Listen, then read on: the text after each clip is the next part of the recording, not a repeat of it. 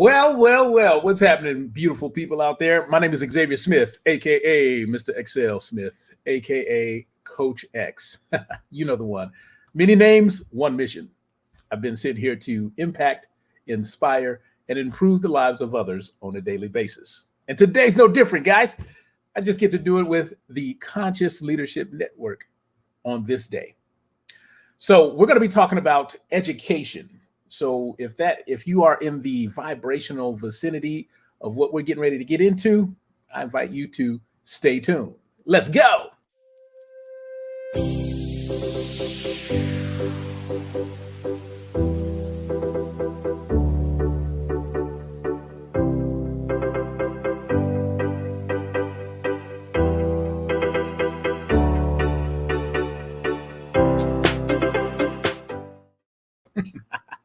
What's happening, guys?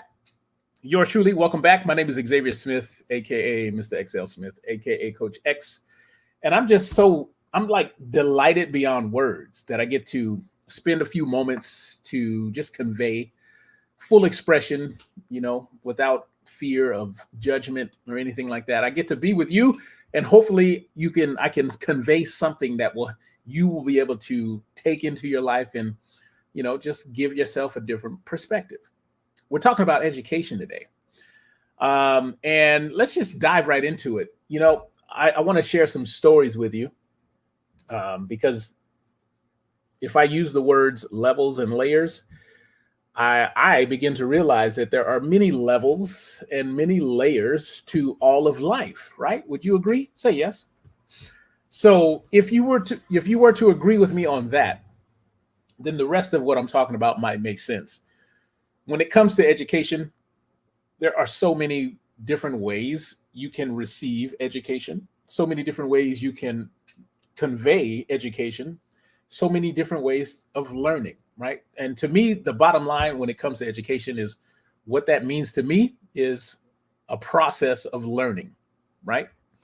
Let's chime in real quick just to see what Google might have to say. Hey, Google, define education. Here's the definition of education: the process of receiving or giving systematic instruction, especially at a school or university. All right, so there you go. There's one definition. There's actually two that I'm looking at. The other one is an enlightening experience. Okay, that kind of, I resonate with that one a little bit more. A day with those kids was an education in patience and forbearance. That's the sentence that they give as an example.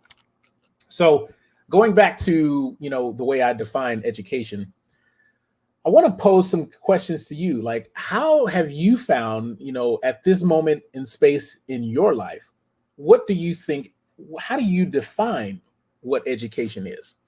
Like, because I'm thinking back, like going through a systematic way of learning, which in my opinion, a lot of what I believe I've learned has been a lie, especially when it comes to, like, does the process of education even stop? I recall when I was in high school, going up through the ranks, freshman through senior, I remember a time when I was thinking about, I cannot wait for this to be over and I will be done with school, right? Well, come to find out, looking back on my life, I realized that once I graduated high school, that's when education really began for me. Okay. Now, there's some people out there that might be watching this and they come from a privileged background, or they come from a space where they didn't have to work for what they have. Perhaps they were given everything. That was not the case for me. So I saw a lot of lack. I saw a lot of striving for stuff. And I saw a lot of, people just having to work for what they wanted, and instead of, having things handed to them. So that was a process in education, because I also learned that there were other parts of people in their experience that I was getting, being witness to, that, was given. They were giving a lot of things. I came up, went to a high school that was, in my time, I considered it affluent, because I had to bus my way from my neighborhood over to the high school that I went to. So it was a little bit of privilege that I saw there. I remember going through some of my days and when I was younger, before high school, having to buy shoes that were purchased at the dollar store, or nowadays you can wear jeans with holes in them and it's like a thing. Back then, it was not. And so I remember being embarrassed about having holes in my pants and stuff like that.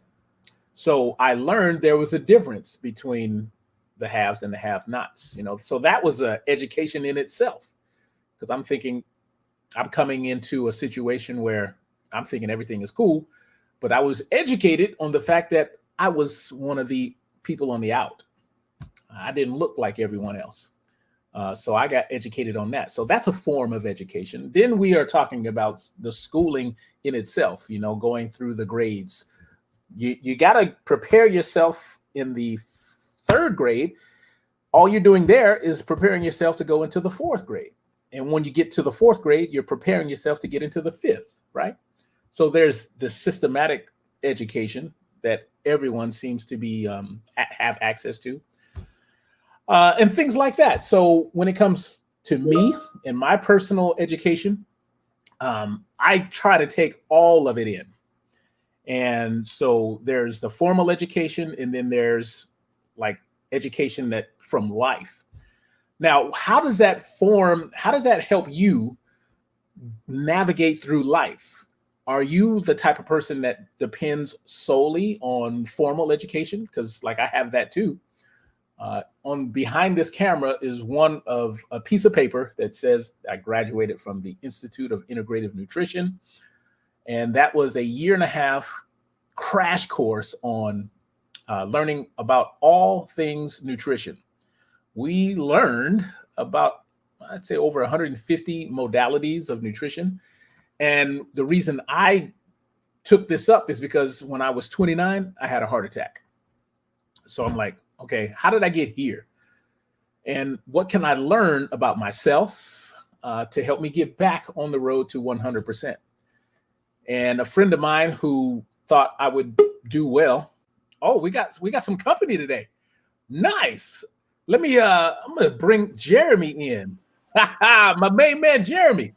Xavier, Mr. X, how you doing? Man, I cannot complain, man. I feel excellent, but I promise you I will get better. Please do, or else push-ups, right? Yes, that's it, right? So, ladies and gentlemen, if you're just tuning in, if you watch this now, watch this later, I want to introduce to you one of my power twins, because I consider myself a superhero, and I'm sure Jeremy would imagine himself as such. Hint, hint.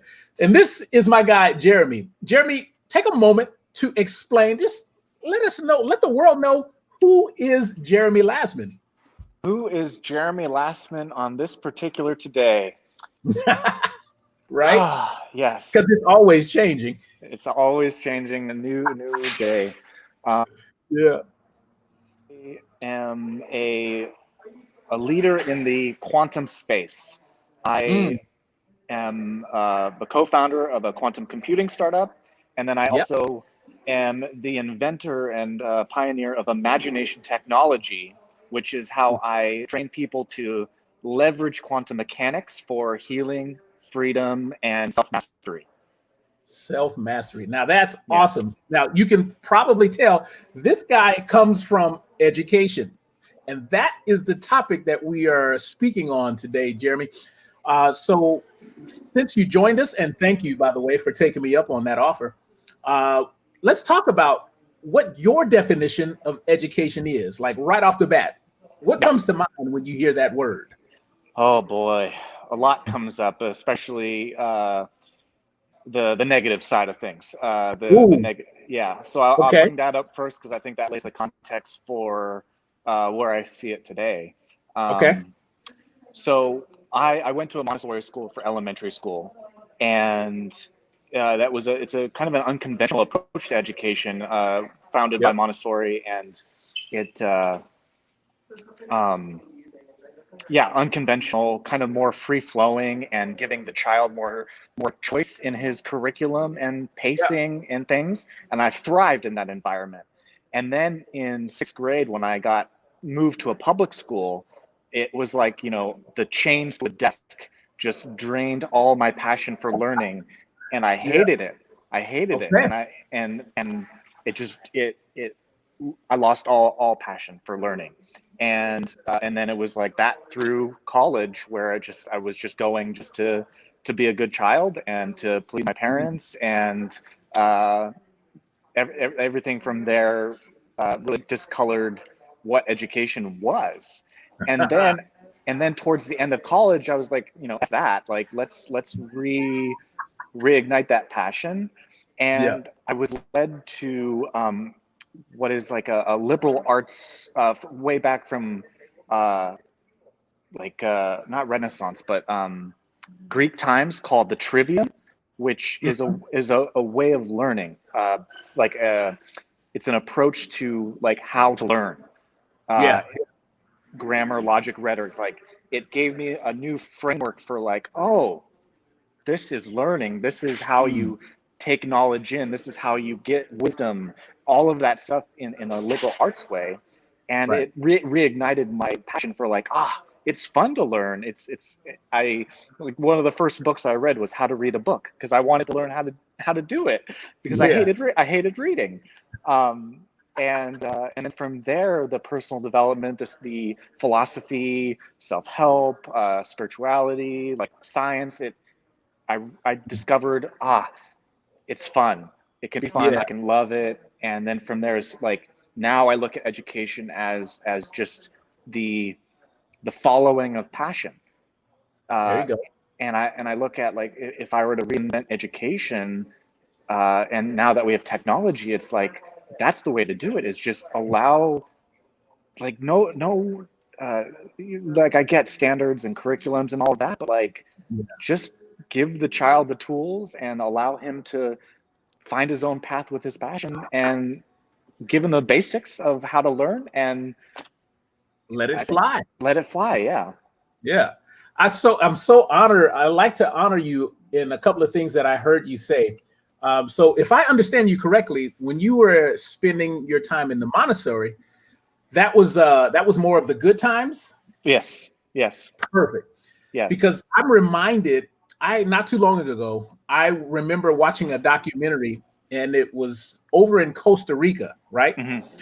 And the way that the kids learned, and it was so fascinating to me. Totally blew my mind, because I come up through the more traditional public school system, that type of thing. Hmm. And so then I got to see something else, like something totally different. And I'm like, whoa. And I kept imagining, or I kept going back to a question that I had in my mind is, I wonder what would have happened if I were able to experience that kind of learning, because it was kids of all ages, from like 3-year-olds to all the way up to 16-year-olds, all learning as one.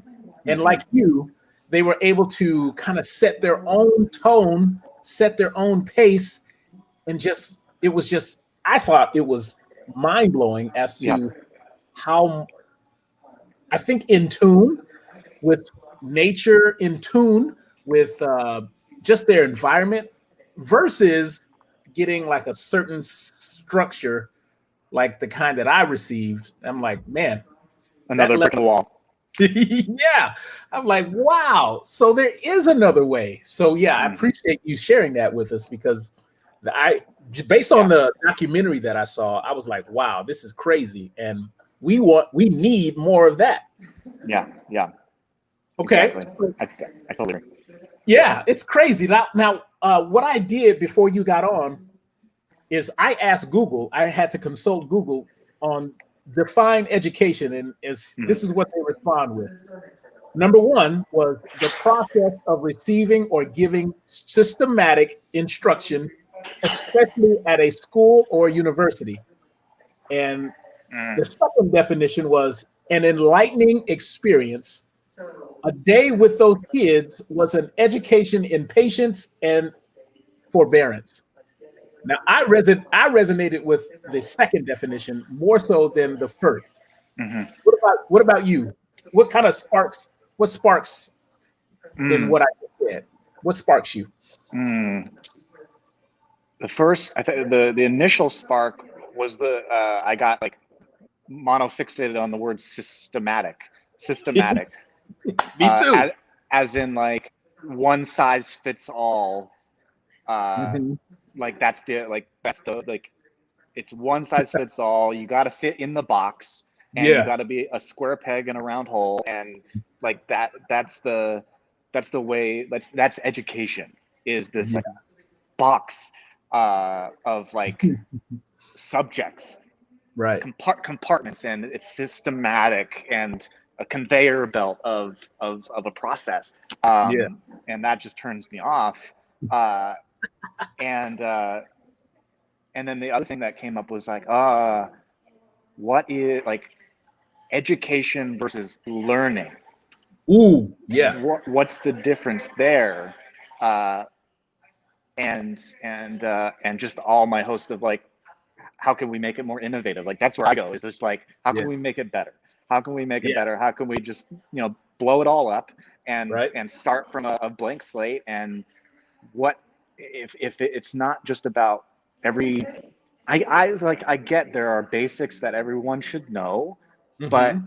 it in the way that all the subjects are so compartmentalized, it doesn't allow creativity to blend knowledge.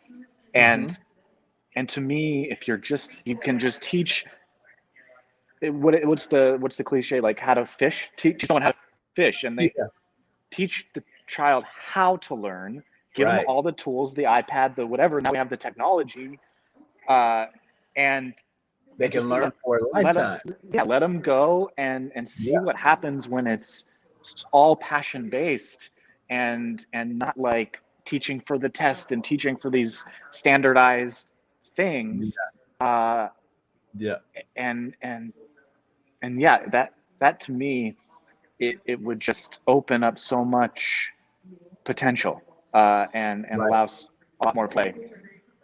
Yeah. Now, when I heard you talk about, because I heard you say college, and Hmm. you introduce yourself, so the assumption is that you have a lot of brainiac material behind you, inside of you. Hmm. Uh, how have you found that the both the systematic, what's the benefits of the systematic education, and how do you think we can combine the free spirit part? How do you think, or do you even think that it's possible to combine the two? Mm. Well, my inner rebel wants to answer that by like, I wasn't actually present in school at all. I used my brilliance to do the least amount of work possible. Okay. That was my efficiency. It was all about efficiency for me. Yeah, yeah, I yeah. like early on, I was kind of identified as the gifted underachiever. Like they knew I was smart, but Mm-hmm. I didn't apply myself. I didn't try because I was bored. And Mm, so I got put into these different programs that tried to, you know, gear me up, but I'm just not, I'm a rebel at heart. yeah, So I didn't, I did the bare minimum I had to do to get by, to please who I needed to please. yeah. And the rest was just me and my dreamer imagination, and totally not present with anything. Yeah. Um, so to answer your question, it's the in the I guess I'm like higher education versus like K through 12 is my question for back to you, but like definitely if you were to start and it was more passion based versus uh, standardized, like everyone needs to know all of these things, and Yeah, um, instead of like more real world application of things, right. and work experience, like getting opportunities that to prove yourself to all, like that's where I go. Uh, But I guess all students are gonna to receive what they're wanting to receive. So yes, in higher mhm. education, if someone wants to become a lawyer or all of that, that's great. Like now that makes university make sense because they have a passion for whatever it is they want to pursue a higher level of mastery at. Some of the ideas that I have are more kind of like new age apprenticeships. That's where as early as possible, get them into their passion, whatever that is, provide them the masters to learn from, and give them real world, tangible, like hands in the dirt on whatever it is that they want to do so that they can get that, and allow that, whether it's bouncing a passion, whether it's like one thing, and allow that inner curiosity and wonder to lead the, like, I want more of this. I want more of this. I'm done with that. Let me go to this. And that's the freedom. That's the freedom that I think just makes geniuses, because when the brain can converge and no differences in knowledge, in information, that's Leonardo da Vinci, that's Albert Einstein, that's those geniuses that allow the fusion of all the knowledge, and then the masterpieces come out of that. I'm with you on that, bro, because like to me, now I'm just speaking as an adult looking back on my own life. I realized that I used systematic education to learn about me. And it was as early, I recall thinking about this like years ago, and I still think about it now, but I recall learning a little bit more about me as early as the 8th, going into the 9th grade. I started developing a learning as to what my preferences were. Like, for example, I started learning about myself that I'm okay without a bunch of friends around me. I can be okay in existence by myself, right? Lone wolf, yep. Whereas some people around that time still trying to discover who they were and like playing all these different roles, and some of them get seduced into like thinking that it's all about having as friends as one can, versus being powerful enough in your own skin to be like okay with it or without it. And that to me was my learning versus education.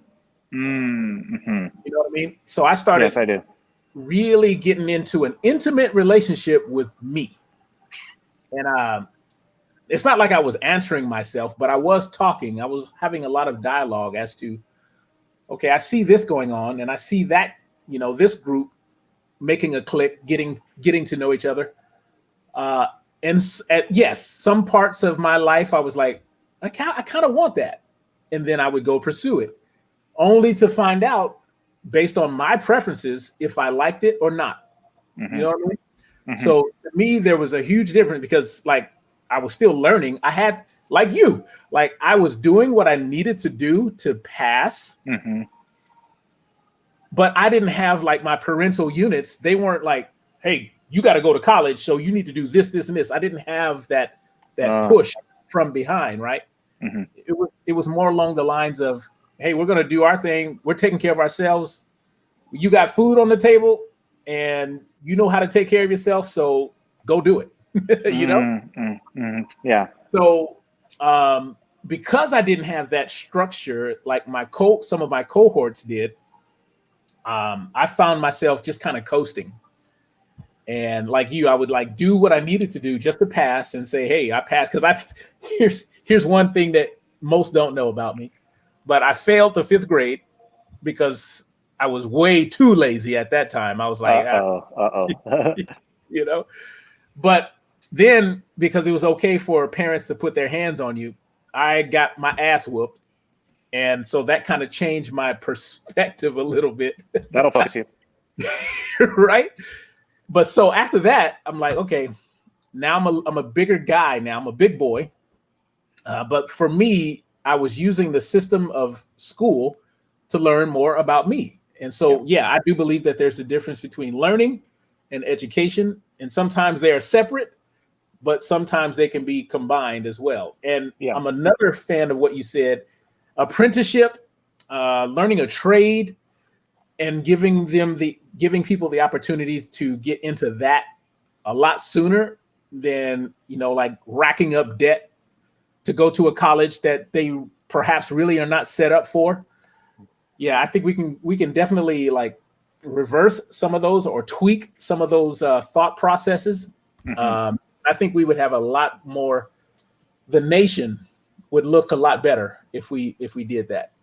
Mm-hmm. Mm-hmm. I'd say the globe for that matter, but that's just my opinion. I concur. Yeah. Well, that's so fascinating, man.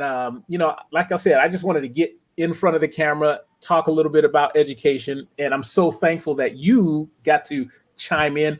Let's talk a little bit spend a few moments talking about what's available for people who might be like us, or maybe totally on the other end of us.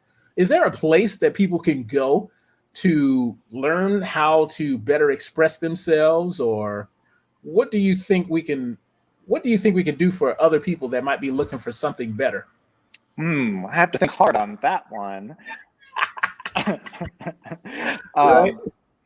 Yeah, they should check out the Conscious Leadership Network, especially if they are of that rebellious, outside the box, lone wolf, where entrepreneurial spirit, here to innovate, to invent, to create amazing things. And they want that energy of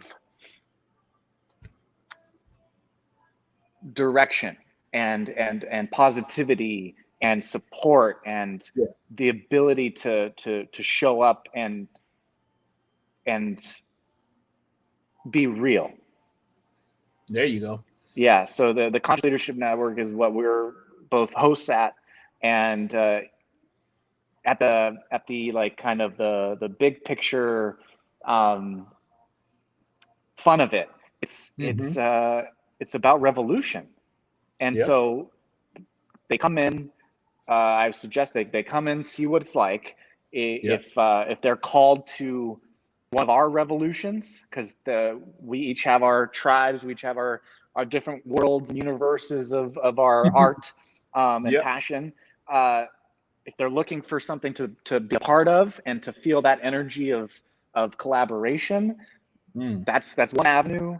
And on the other is like, if you have this burning kind of message or innovation that is a revolution in yourself that you want to bring to more people, then you come in and you create your own. And it's the two different lanes of what you're coming in for. It's not it's not a social media as a traditional social media. That's not what it's really designed for. It really is more precise on getting people into that flow, into that artistic side of themselves, the side that is here to really have a direction and here to play bigger games. And that's really what it's all about to me. And mindful, like not mindless social media. It's not a scrolling place. Like it's not gonna the frequency is not gonna resonate if that's what you're coming in for. But if you do want that place where you're like, I'd like to learn more about this topic, I'd like to create more around this topic, then it's going to be optimal for you, and you're going to love it. So check that out, Conscious Leadership Network. So would you say, Jeremy, that this is a safe place for people to go for self highest expression without fear of judgment, ridicule, or anything of that nature, right? Yes. Self-discovery, self-mastery, self-knowledge, self-realization. Yes. And to me, that's what makes it special, is the support. Everyone's on the wavelength of humanity, and support, because when you have that permission to fail and it not meaning something about you, or you're not going to get hammered on or like judged in a negative way, but like that critique, to get that real critique and to the ability to try and experiment and practice and build your authority from that place of like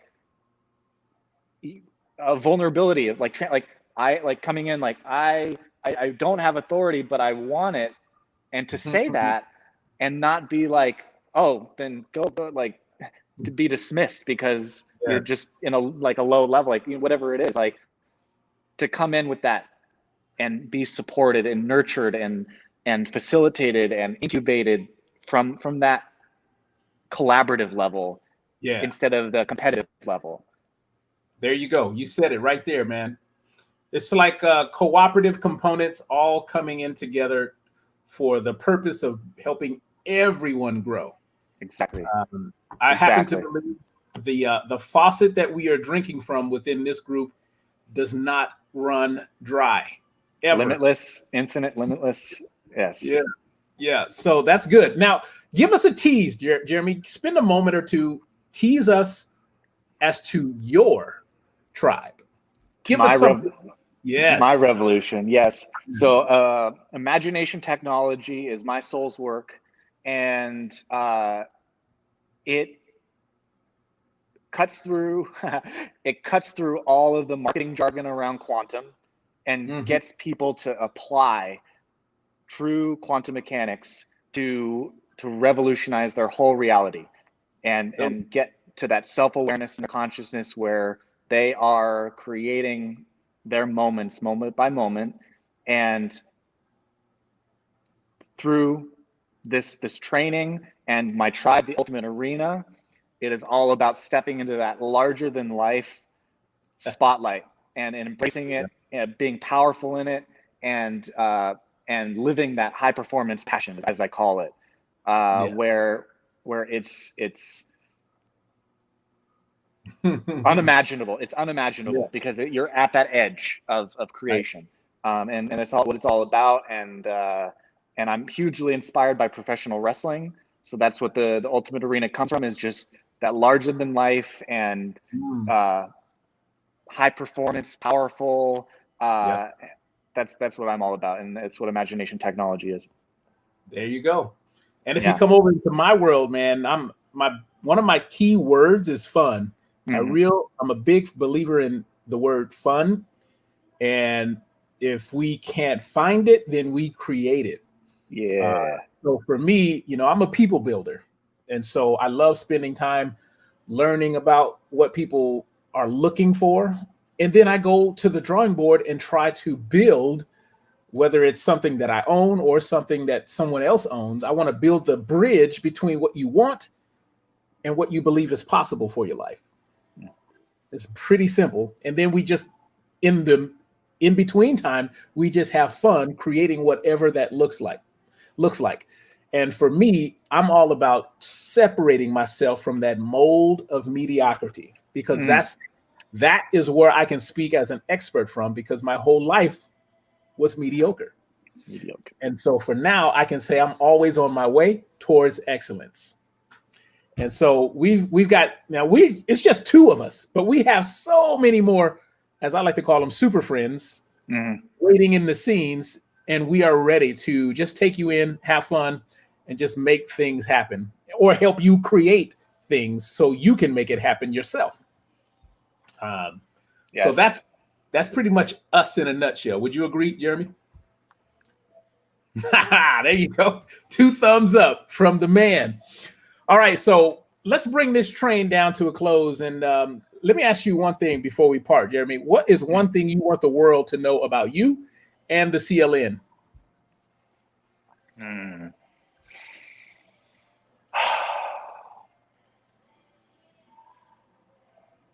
The disruption, us as disruptors, and our collective disruption, and the paradox is it's a movement of stillness instead of a movement of rush. I like that. And so that to me is what sets it apart. it is a global movement, but it is birthed from stillness. And from that place, it's real. There you go. I'll take that. And Yeah. for me, I just want people to know that I care. I care more than the average bear. And you will get to know that once you meet me halfway. The one thing of the many titles that I do have, the one title that is still missing is I'm not a mind reader.